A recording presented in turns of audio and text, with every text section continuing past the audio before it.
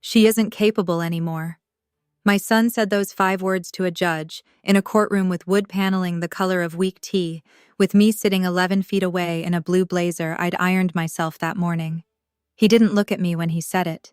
He looked at the judge, like I was a line item, like I was a house he was trying to get appraised low. My name is Eleanor Whitfield. Everyone but my late husband called me Nell. I am 74 years old. I spent 31 years as a certified paralegal specializing in estate and elder law at a firm in Asheville, North Carolina. And on the morning my only son stood up in a courtroom and asked a judge to strip me of the right to sign my own name, I set a folder on the table in front of me, squared its corners the way I'd squared 10,000 exhibit folders before it, and I did not say a single word. Not yet. I let him finish. And then I opened it. Welcome back to Revenge Revealed, the channel where we tell the stories of people who got quietly, thoroughly, legally even, the people who got even without ever raising their voice.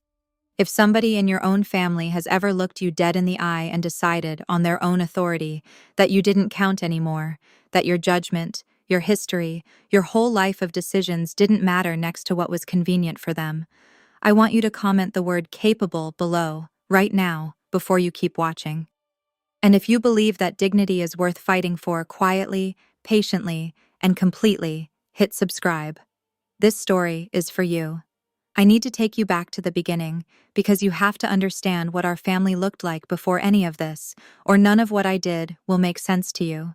Walter and I were married for 46 years.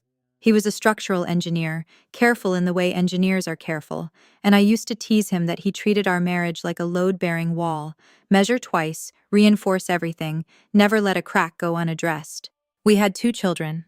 Margaret, who everyone calls Meg, is 46 now, an ICU nurse in Charlotte, married to a good, quiet man named Ray, with 2 teenagers who still hug me when I walk in the door.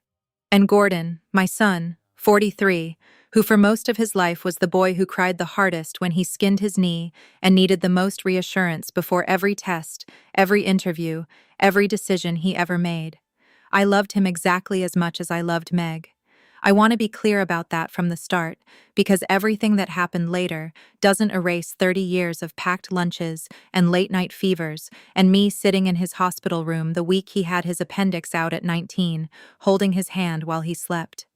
Walter passed 6 years ago. Heart, sudden, in his sleep, which the doctor called a mercy, and which I have never once, not for a single day, felt as a mercy. After the funeral, it was Gordon who sat me down at my own kitchen table, the same oak table Walter built with his own hands the year we bought the house, and said gently that we should get things in order. He meant paperwork. He meant specifically that I should sign a durable power of attorney naming him as my agent, just in case, he said, just so nobody has to scramble if anything ever happens to you. I want you to understand I wasn't naive about this. I had drafted dozens of these documents in my career. I knew exactly what a durable power of attorney does and doesn't do. I knew the difference between springing and immediately effective.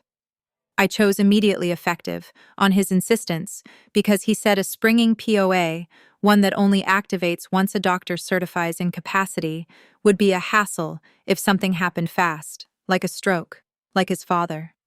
I signed it in front of a notary at my own bank, the same branch I'd used for 30 years, with a fountain pen. That pen matters. It was Walter's, an old Parker with a nib worn smooth to the shape of his hand that I'd started using myself after he died, because it made me feel, when I signed important things, like he was still steadying my wrist. I signed the power of attorney with that pen. I signed Gordon's authority over my own affairs with my dead husband's pen, and I remember thinking, with real tenderness, that Walter would have approved, that he'd have liked knowing his son was the one I trusted. I remember the notary that day almost better than I remember the wedding vows I'd renewed with Walter a year before he died. She was a young woman named Priscilla, brisk and efficient, who slid the document across the counter, watched me sign, stamped her seal, and told me, cheerfully, "There, now your son's got you covered." I remember laughing a little at that phrase, covered, like a blanket, like something you tuck around a person to keep them warm rather than something that can be pulled entirely off. I drove home that afternoon feeling lighter than I had in months, because grief, I'd learned since Walter died, isn't just sadness, it's also exhaustion. The constant low hum of being the only person left responsible for every decision in your own life. Handing a sliver of that weight to my son felt, at the time, like the most natural thing in the world. For the first 2 years, nothing about our lives changed. Gordon never touched an account, never made a decision without asking me first, and if anything, the arrangement gave both of us peace. Then, slowly, the way water finds a crack in a foundation, small things started to shift. He co-signed a home equity line for tax purposes that I didn't fully understand until later. He started referring to our accounts instead of your accounts in casual conversation. And then, about 8 months before the day I'm telling you about, he moved $4,200 out of my savings account without telling me to cover what he called a short-term cash flow issue, and told me about it 4 days after the fact, almost as an afterthought, while we were unloading groceries. I remember exactly what I said to him. I said, "Gordon, I still get to decide what happens with my money. That's the whole point of asking first." He apologized. He put it back within the month. I let it go. I told myself it was a mistake made under pressure, not a pattern. I was wrong, and I want to be honest with you about that, because looking back, that $4,200 was the whole story in miniature. I just didn't know yet how the rest of the book would read. Looking back now, I can point to a dozen smaller moments in those months I didn't weigh properly at the time. Gordon started coming to our Sunday dinners with a leather portfolio he'd set on the counter, not quite hidden, not quite offered either, full of papers he'd occasionally ask me to just initial here, without much explanation. Twice he mentioned, in passing, a business opportunity he was looking into. Phrased so vaguely I assumed it was daydreaming, the way Walter used to daydream about a sailboat we never bought. Once, at Meg's house, I overheard him on the phone in the backyard, his voice low and tight in a way I didn't recognize, saying something about buying more time before he noticed me on the porch and hung up, laughing it off as work stress. I filed each of these away the way you file away a slightly unusual symptom, worth noting, not yet worth alarm. A mother's instinct is a strange, stubborn thing. Mine was whispering long before it was shouting, and I regret, more than almost anything else in this whole story, that I let 31 years of professional caution about other families make me slower to apply the same caution to my own. The letter came on a Tuesday in March, in a plain envelope from the Buncombe County Clerk of Superior Court, and for one confused second, I thought it might be jury duty. It was a notice of hearing for a petition of adjudication of incompetency and appointment of guardian, filed by Gordon Whitfield, regarding the person and estate of Eleanor Whitfield. My own son had gone to court and asked a judge to declare me legally incompetent and to appoint himself as guardian over my body and my money both, and the first I heard of it was a form letter with a hearing date 6 weeks out. I sat at that oak table for a long time with the letter in my hands. I did not cry. Not that day. I felt, more than anything, a very cold, very clear kind of stillness, the kind I remembered from courtrooms, the feeling of watching a case turn on a single overlooked document. I called Meg. She was silent on the phone for almost 30 seconds, and then she said, "Mom, has anything happened? Have you had a fall, a stroke, anything?" And when I told her no, nothing, she said what I needed to hear, which was, "Then we're going to find out exactly what he thinks he's doing, and we're going to do it right." If you've ever had someone with power over your life decide, unilaterally, that your voice didn't need to be part of the conversation anymore, I want you to know that feeling of being erased by paperwork you never agreed to is one of the loneliest feelings there is. But it is also, and I promise you this, a feeling that can be answered. Not with shouting, with better paperwork. Stay with me. I called an elder law attorney the next morning, a woman named Priya Nagarajan, who'd been recommended to me years earlier by a colleague, and who, I later learned, had built half her practice on cases exactly like mine. I brought her the petition. I brought her 6 years of bank statements I'd kept, out of professional habit, in a fireproof box in my closet. I brought her the original power of attorney, and I told her, without embellishment, everything I knew and everything I suspected. What I did not do, and I want to be specific about this because it was the hardest restraint of my life, was call Gordon and demand an explanation. Every instinct in me wanted to drive to his house, stand on his porch, and ask him to his face how he could do this to his own mother. Priya talked me out of it in our very first meeting. If he's building a narrative that you're erratic, unstable, prone to outbursts, she said, a confrontation on his porch is evidence for his side, not yours. The single most powerful thing you can do right now is be calm, be documented, and let the record speak. I hated hearing that. I did it anyway.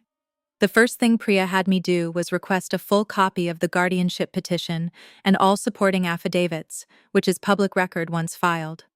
What I found in it broke something in me that took weeks to reassemble. Gordon's petition included a supporting letter, purportedly from a concerned neighbor, describing me as confused, wandering, unable to manage my mail. I recognized the neighbor's name, a woman 2 doors down I'd waved to perhaps 4 times in the past year, who I later learned, when Priya's investigator quietly reached out to her, had signed a letter Gordon drafted for her almost entirely, at his request, after he told her I'd been declining. She hadn't lied exactly. She'd trusted my son and signed something she hadn't verified. I understood that. I didn't blame her. But I understood, reading it, that Gordon had built a case against me out of borrowed credibility, and that terrified me more than anything else in the file. Priya also walked me through the guardian ad litem process that afternoon, since in our county, any contested guardianship petition triggers the court's appointment of an independent attorney whose sole job is to investigate and represent my stated interests, separate from either side's advocacy, a safeguard I had explained to dozens of nervous clients over the years and never once imagined needing myself. Within a week, a guardian ad litem named Thomas Ferris had called to schedule a home visit, and I remember standing in my own kitchen the morning of that visit, wiping down countertops that were already clean, suddenly aware of how strange it is to have your ordinary life inspected for evidence of decline. He walked through my house for nearly 2 hours, asked about my medications, my routines, my finances, my relationships with each of my children, and took careful notes the entire time in a small spiral notebook that reminded me, uncomfortably, of the notebooks I used to carry into clients' homes myself. At the end of it, he thanked me for my time and told me nothing about his impressions, which Priya said was standard, and which nonetheless left me lying awake that night running through every sentence I'd said to him, wondering if I'd sounded too sharp, too soft, too anything. The petition also referenced significant unexplained financial activity in my accounts, which struck me as almost darkly funny, because when Priya and I finally got a forensic look at the full transaction history, pulling 24 months of statements and working with a fraud analyst at my bank, a careful, soft-spoken man named Desmond who'd handled elder exploitation flags for 11 years, the unexplained activity wasn't mine. There were 3 transfers out of my home equity line, totaling just over $31,000, made under Gordon's authority as my agent, none of which had ever been disclosed to me. Desmond's office smelled like burnt coffee and printer toner, and he had a habit of tapping each printout twice with his index finger before sliding it toward me, as if grounding the paper before he let it go. He'd worked the bank's elder financial exploitation desk for 11 years, he told me, ever since a wave of new state reporting requirements had prompted the branch to create the position, and in that time he said he'd learned to read a statement the way a cardiologist reads an EKG. The shape of the thing tells you where to look before you've even read a single number. He walked me through account holds, the difference between a fraud flag and a formal suspicious activity report, and the bank's own internal policy requiring a supervisor's sign-off before any transfer over a certain threshold made under a power of attorney, a policy that, we discovered together with a kind of quiet fury, had apparently been overridden or missed twice in Gordon's case, due to what the branch later, in a formal written apology to me, called a documentation error. Desmond walked me through the paper trail himself, sliding printouts across his desk one at a time, patient as a man teaching a child to read. 2 of the transfers had gone to a business account registered to a restaurant called Highland Table, which I hadn't even known Gordon had opened 18 months earlier, a venture he'd never once mentioned to me or to Meg. The 3rd had gone toward a personal credit card balance in Gordon's name. I want to tell you about the moment I understood why, because I don't believe in villains who twirl mustaches, and I don't think you should either. Priya's investigator, doing routine due diligence, turned up public filings showing Highland Table had closed 11 months after opening, with debts Gordon had personally guaranteed. My son had sunk his savings, then a loan, then, quietly, illegally, using a power of attorney meant to protect me, my money into a restaurant that failed, and by the time he filed the guardianship petition, he wasn't trying to steal from his mother out of greed so much as he was drowning, ashamed, and looking for a way to make the math work before anyone found out how badly he'd failed. I don't say that to excuse him. Using a legal instrument built on my trust to bail out a collapsing business, and then trying to have me declared incompetent to keep me from ever finding out, is not something desperation excuses. But it is something desperation explains. And understanding that didn't make me angrier. It made me sadder, and steadier, and even more certain that the answer to this had to be a courtroom, not a shouting match, because my son needed to be stopped, not destroyed. In the middle of all this, Priya sat me down for what she called a hard conversation about temptation, because she told me, every client in a case like mine reaches a moment where the lawful path feels unbearably slow next to the satisfaction of a single, well-aimed confrontation. Mine came on a Wednesday, when I drove past Highland Table's old storefront, dark, papered over, a faded for lease sign taped crooked in the window, and felt something in my chest go white hot. I sat in my car outside that empty restaurant for 20 minutes with my phone in my hand, Gordon's name pulled up on the screen, my thumb hovering over the call button, composing in my head every furious, wounded sentence I intended to say to him. I wanted, very badly, in that moment, to drive straight to his office and lay every bank statement on his desk in front of his coworkers. I did not make that call. I put the phone face down on the passenger seat, drove myself home, and called Priya instead, who listened to the whole thing without interrupting, and then said only, "Good. You called me and not him. That's the entire job right there."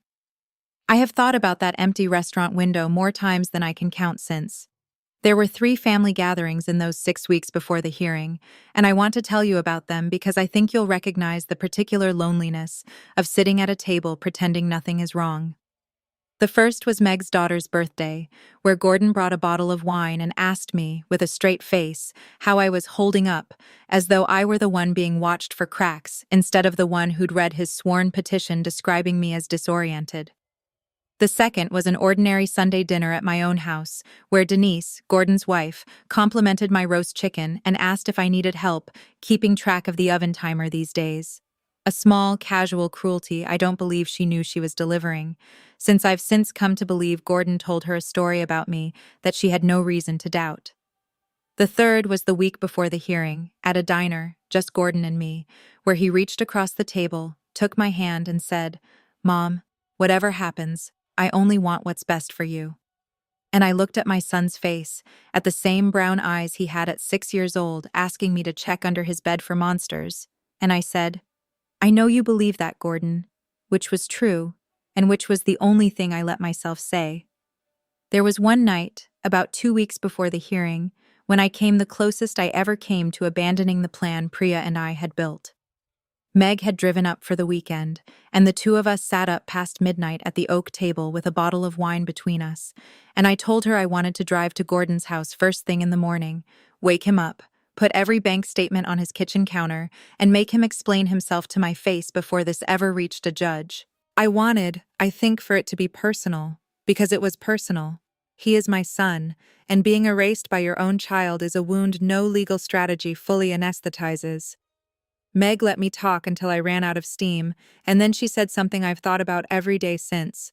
She said, "Mom, you spent 30 years telling other people's families that the calm path is the strong path. Don't you dare abandon that now, for the one case that actually belongs to you." I didn't drive to Gordon's house. I poured the rest of my wine down the sink and went to bed, and in the morning I called Priya and asked her what came next. What came next, in the final 2 weeks, was a court-ordered capacity evaluation, requested not by Gordon, but by us. Priya's strategy, And a bold one, since going into a hearing with independent, current, professionally documented proof of my full mental capacity was worth more, she said, than any number of character witnesses. I sat for nearly 3 hours with a geriatric neuropsychologist named Dr. Okonkwo Reyes in a quiet office with soft gray walls, working through memory batteries, executive function tasks, financial reasoning scenarios, and a long, unhurried conversation about my history, my values, and my understanding of my own finances. She had me repeat word lists, draw a clock face from memory, work through a series of hypothetical financial decisions involving unsolicited phone calls and unfamiliar investment offers, and describe, in my own words, exactly how my current accounts, my will, and my power of attorney were structured. At one point she asked me, gently, whether I understood what it would mean if the court found in my son's favor, and I remember answering her the way I would have answered a client 30 years earlier, clearly, unemotionally, listing out each practical consequence one by one, and watching her make a small, approving note in the margin of her legal pad. It was, strangely, one of the more dignified afternoons of the entire 6 weeks, because for 3 hours at least, someone's entire job was simply to listen to me carefully and take my mind seriously. At the end of it, she told me, plainly, that my scores placed me well within the normal range for my age across every domain tested, with no evidence whatsoever of cognitive impairment. I have never, before or since, been so grateful for a piece of paper. There was one more piece of the puzzle Priya's investigator found in the final 10 days, and it was the one that stung the most. Buried in the county recorder's deed records, the kind of records I'd pulled for clients 1,000 times without ever imagining I'd need to pull my own, was a beneficiary deed Gordon had prepared through an online legal forms service, naming himself sole beneficiary of the house Walter built our oak table for, ready to be recorded the moment a guardianship order gave him signing authority over my estate. It had never been filed. It had never taken effect. But it sat there in a drawer in his own home, drafted and dated 3 weeks before he filed the petition, and when Priya slid the printout across her desk to me, I understood, in a way I hadn't quite let myself understand before, that this had never been a single desperate transfer of money. It had been a plan, built in stages, with my house as its final piece. I sat with that printout in my lap for a long time before I could speak again. Priya used that discovery to explain something to me I hadn't fully appreciated before, which is how differently the law treats a power of attorney compared to how most families imagine it. A durable power of attorney, she reminded me, doesn't transfer ownership of anything. It authorizes an agent to act on the principal's behalf, strictly within a fiduciary duty of loyalty and good faith, and every dollar Gordon moved under that authority legally still belonged to me and had to be used for my benefit, not his. The unfiled beneficiary deed, sitting in his drawer, wasn't yet a crime in itself. Intent isn't the same as execution, she explained. But it was powerful evidence of premeditation, of a plan built well before any hearing was ever filed, and it would matter enormously if the case ever moved from family court into a criminal referral. She also explained something that stuck with me long after, that guardianship, unlike a simple power of attorney, would have stripped me of rights. A power of attorney never touches at all. My right to choose my own doctor, decide where I lived, even control who was allowed to visit me, and that this was precisely why judges are required to treat incompetency petitions with such a high evidentiary bar. Understanding the full weight of what Gordon had actually asked the court to take from me, laid out in Priya's calm, precise language, was almost harder to sit with than the money ever was. There was a night, close to the end of those 6 weeks, when I couldn't sleep and went looking through an old box of photographs instead, the way grief sometimes sends you backward when the present gets too heavy to hold. I found a photograph of Gordon at 8 years old, missing his front teeth, holding up a crooked birdhouse he and Walter had built together one summer, grinning like he'd built the Golden Gate Bridge. I sat on my bedroom floor at 1 a.m. with that photograph in my hands and cried in a way I hadn't let myself cry yet in the entire ordeal. Not for the money, not for the fear of losing the house, but simply for the boy in that photograph, and for whatever had happened between that summer and this one that made him believe taking his mother's signature was easier than telling her the truth.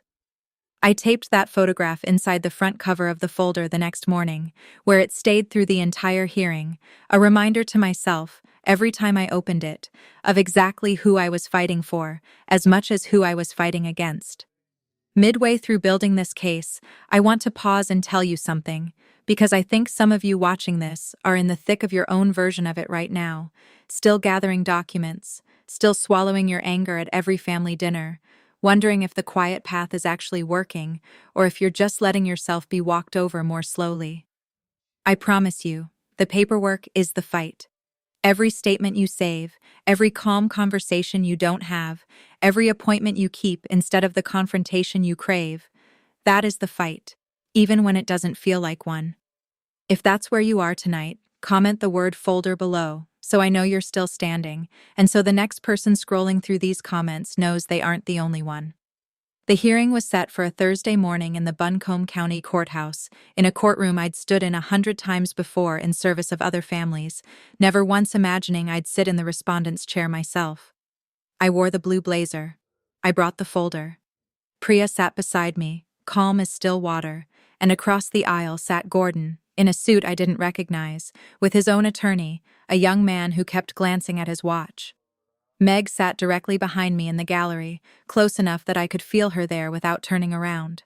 Gordon's attorney opened with the petition's claims: confusion, financial mismanagement, an inability to safely manage the activities of daily living, and called Gordon to testify. My son sat in the witness chair, hands folded, and when his attorney asked him to describe his concerns about my capacity, Gordon looked at the judge, not at me, and said, word for word, the sentence I'd been carrying in my chest for 6 weeks like a stone. She isn't capable anymore. He said it gently, almost lovingly, the way you'd describe a diagnosis rather than an accusation, and for one terrible second, I understood that he had told himself this story so many times he half believed it. Believing it didn't make it true. When it was our turn, Priya didn't raise her voice, didn't lean forward, didn't perform outrage for the room. She simply asked the judge's permission to introduce evidence, and I opened the folder. The courtroom was quieter than I expected, given everything that hung inside those minutes. I could hear the air handler humming somewhere above the ceiling tiles, could hear Gordon's attorney's pen clicking nervously against his legal pad, could hear, faintly, from the gallery behind me, the sound of Meg's breath catching. I laid each document on the podium exactly as Priya and I had rehearsed, in order, without hurry, and I found myself, in that moment, falling back into the exact posture I'd held 100 times before, as a paralegal preparing exhibits for other people's hardest days. Steady hands, level voice, the quiet authority of someone who has done the work and trusts the paper to speak for itself. Gordon's attorney objected twice, once to the Guardian ad litem's preliminary notes being referenced, and once to the deed printout, and both times the judge, after a brief pause, allowed it, noting for the record that the respondent, meaning me, had a due process right to present evidence directly relevant to her own capacity and financial welfare. Inside it, in the order Priya and I had rehearsed a dozen times, were Dr. Okonkwo-Reyes's full capacity evaluation, showing normal cognitive function across every measured domain, dated 11 days earlier. Behind it, Desmond's forensic summary of the $31,000 transfer history, with the account and routing numbers for Highland Table's business account laid out beside my own home equity statements, showing exactly where my money had gone and under whose signature authority. Behind that, a sworn statement from the concerned neighbor, obtained voluntarily once she understood what her letter had actually been used for, clarifying that she had signed a document largely drafted by Gordon based on his representations to her, not her own independent observations. And behind that, copies of 6 years of my own handwritten financial ledgers, which I had kept, out of decades of professional habit, in the same careful hand I'd used my entire career. I did not raise my voice. I answered every question Priya and the judge asked me in the same measured tone I'd used to explain estate documents to nervous clients for 31 years. And when the judge, near the end, asked me directly whether I felt capable of managing my own affairs, I looked at my son, not with hatred, I want you to understand that, but with the clear, sad clarity of a mother who loves someone and is done being erased by him. And I said one sentence. I said, "Your Honor, I have been managing my own affairs, and my son's affairs, and this entire family's affairs, for longer than he can remember. I still get to decide." It was Walter's pen in my jacket pocket that day, the same one I'd signed the power of attorney with 6 years before. I didn't need to use it, I just needed to know it was there. The judge did not take long. She denied the guardianship petition in full, found no basis whatsoever for a finding of incapacity, and, based on the financial records we'd introduced, ordered an immediate accounting of all transactions made under the durable power of attorney, referred the unauthorized transfers to the county's Adult Protective Services Unit for further review, and revoked Gordon's authority as my agent effective that afternoon. She did not order criminal charges that day. That determination, she said, would depend on the outcome of the accounting and APS review, and on whether I chose to pursue restitution formally. I want to be honest with you. I have not yet decided everything I intend to do about that, and I'm not sure, even now, that I know my own final answer. I want to tell you about the drive home from the courthouse that day, because it wasn't the triumphant scene you might picture. Meg drove. I didn't trust my hands on the wheel yet. We didn't put music on. Somewhere around the third traffic light, I started crying, not from sadness exactly, more from the sheer release of 6 weeks of held breath finally letting go all at once, and Meg reached over without a word and held my hand the rest of the way home, the same way I used to hold hers driving her to piano lessons 40 years earlier. When we pulled into the driveway, I sat in the passenger seat for a moment looking at the house. My house, still mine, every board and window and door frame still legally and completely mine. And I felt something settle in my chest that I hadn't felt in 6 weeks, which was simply the return of my own certainty. The weeks after the hearing were not triumphant, not the way you might expect. They were quiet and administrative, and sad in a way that surprised me. Gordon was formally removed as my agent, and I signed a new, narrower power of attorney naming Meg as a backup, with Priya as an independent monitor of any major transaction, a structure Priya calls trust with a witness, which she says has become something of a specialty of hers in cases like mine. The court-ordered accounting confirmed what Desmond had already found, down to the dollar, and Gordon, through his attorney, agreed to a restitution repayment plan rather than contest it further, which the family court commissioner accepted as a resolution to the financial claim, separate from whatever APS ultimately decided to do with their own file. Denise called me twice in the month after the hearing, the first time cold and defensive, the second time, 3 weeks later, crying, telling me she hadn't known about Highland Table's finances until the hearing itself, that Gordon had kept her in the dark the way he'd kept me in the dark, and that she felt, in her own words, like I married a stranger's secrets. I don't know yet what will happen to their marriage. I told her the truth, which is that I still loved her, and that the door to my kitchen table was open to her whenever she wanted it, with or without her husband. I should tell you about the Guardian ad litem's report too, since it arrived by mail about 10 days after the hearing, filed with the court as a matter of record, even though the petition had already been decided. Thomas Ferris had written, in careful, measured language, that in his professional assessment, I demonstrated clear, consistent, independent judgment regarding my own care and finances, and that his investigation had found no evidence supporting the claims in the original petition.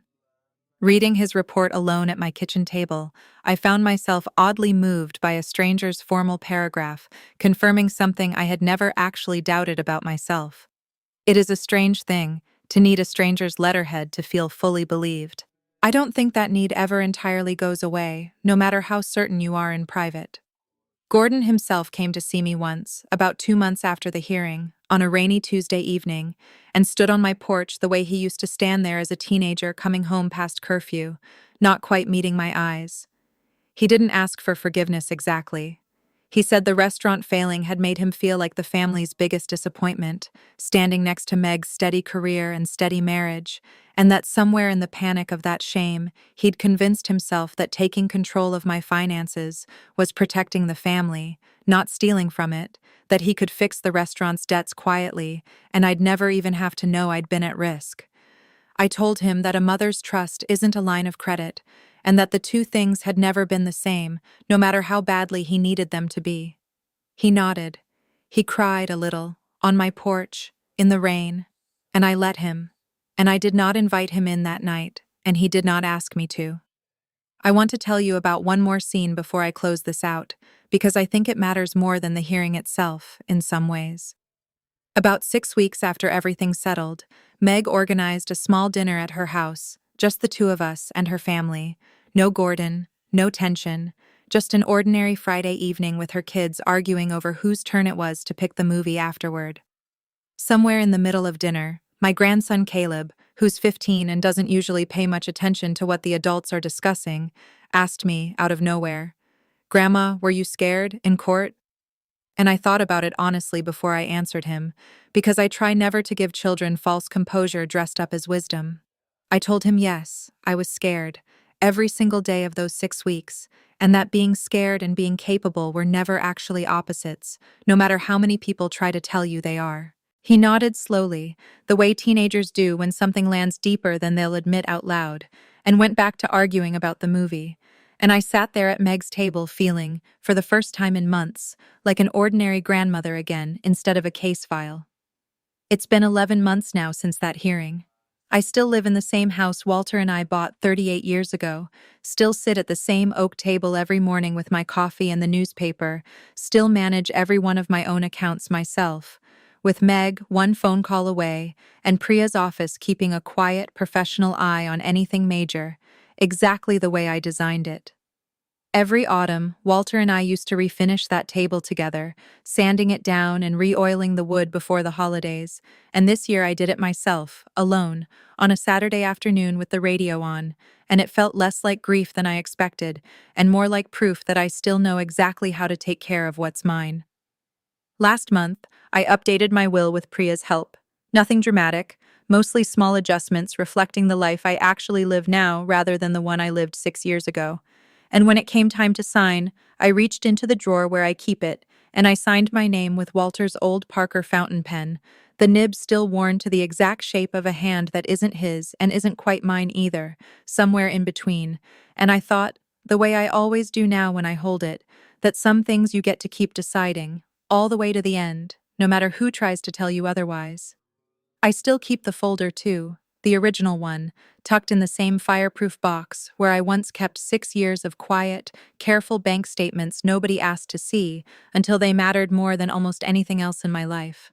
I don't look at it often, but I know exactly where it is, the same way I know exactly where every important document in my life is kept, because that has always been who I am. Not a woman who reacts, but a woman who prepares, quietly, patiently, for the day preparation is finally needed. I think that's true of a great many of you watching this too, whether or not anyone in your family has noticed it yet. As for Gordon, I see him now at Meg's, occasionally, at family dinners where the conversation is careful but not cold. We are not what we were. I don't know if we ever will be, and I've stopped pretending to know the answer to that, because some doors you leave ajar on purpose, not because you're certain what will walk back through them, but because closing them all the way isn't who you want to become either. Last week, he texted me a photograph of a birdhouse he was building with Caleb in his own backyard. No caption, no explanation, and I sat with my phone in my hand for a long while before I texted back a single word, "Good," and let that be enough for now, because it was. If there's one thing I want you to carry with you out of this story, it's this. Capability was never the question. It never is, in stories like mine. The real question is always who gets to decide, and the answer, for as long as you have breath and your own two hands, should always, always be you. If this story meant something to you tonight, comment the word "decide" below, so I know it landed, and share it with anyone in your life who's ever had someone else try to write the ending to their story without asking. And if you believe, like I do, that quiet, documented, patient justice is still justice, subscribe to Revenge Revealed, because there are so many more folders left to open.